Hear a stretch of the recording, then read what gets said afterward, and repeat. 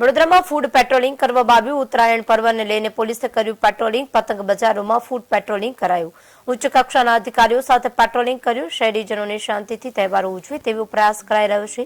બજારમાં જેસીપી તેમજ ડોક્ટર લીના પાટીલે પેટ્રોલિંગ કર્યું। હાલમાં અમારા સિનિયર ડીસીપી અન્ના મોમાયા, અભિષેક ગુપ્તા, એસીપી અને સૌથી વધુ પોલીસની સાથે ફૂડ પેટ્રોલિંગ કરવામાં આવી રહ્યું છે।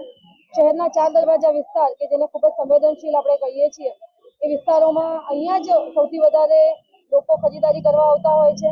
તો એને પણ ધ્યાનમાં રાખીને અને સંવેદનશીલતાને ધ્યાનમાં રાખીને ફૂડ પેટ્રોલિંગ કરવામાં આવી રહ્યું છે અને જે લોકોની અંદર સુરક્ષિતતાની ભાવના આવે અને શહેરમાં સારો માહોલ રહે એ એન્શ્યોર કરવા માટે અત્યારે માર્ચ કરવામાં આવે છે। પોલીસ જે નામદાર હાઈકોર્ટના જે હુકમ છે એનું પણ પાલન કરાવી રહી છે। સોશિયલ મીડિયામાં કન્ટિન્યુઅસલી અવેરનેસ ચાલી રહી છે।